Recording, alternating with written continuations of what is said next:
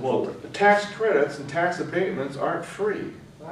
Because it sucks income out of what would have been coming in.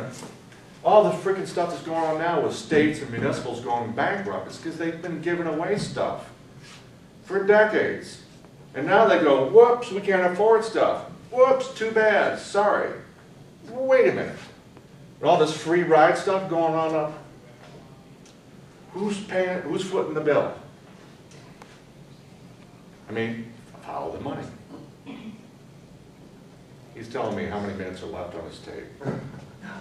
I'll just run on. I don't care about the end of the tape. Anybody?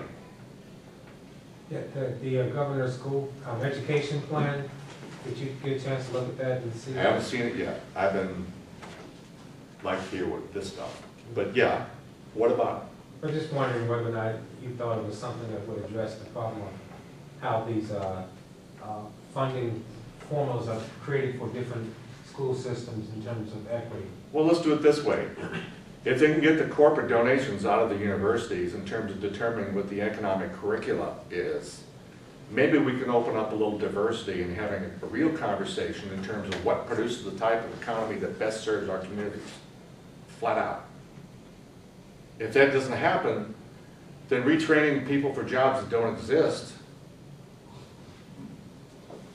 doesn't, I mean, or this trade war nonsense. If we're creating jobs that are in competition with somebody we've got a trade agreement with, and we go into a NAFTA thing because of it, I mean, the deck's got to get reshuffled. I mean, rearranging the deck chairs is not necessarily going to help us. And I haven't read it, I admit that. So to go any further, I'd have to read it. I'm a conspiracy theorist, and I was wondering how, if anyone's planning, you know, you say that our debt-based economy always is drawing more wealth out of the population, and they're getting these Chinese goods ever increasing, we're outsourcing jobs, so we're getting our trinkets at the same rate we're used to, but the money's losing value, and then all of a sudden it blows up. Is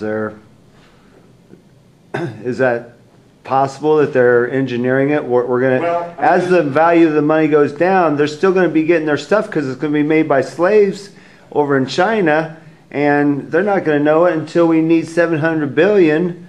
And well, it's happening right now. They got containers of goods sitting over in Shanghai that they can't ship because they can't get the bank, a line of credit from the banks in order to ship it from there to the U.S.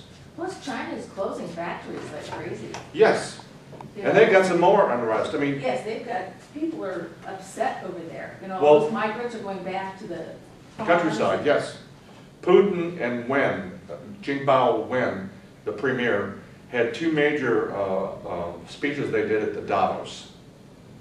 And one of the things they ended up saying essentially is, yes, they will be hurt by this collapse, but not as bad as you guys. Right. Because they got more of a manufacturing base in China. Well, they've been trying to switch to domestic consumption. Did we do that when it was on the horizon? No, they went into this major denial mode. You know, all we have to do is the psychology. We can kickstart this thing again. Everybody, happy days are here again. Wait a minute. Literacy.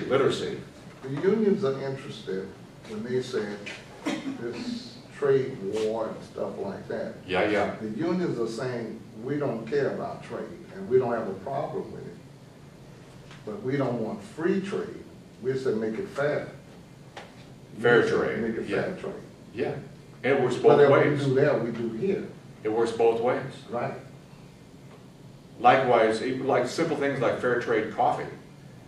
But it goes typically the other direction in terms of people that are producing and get a fair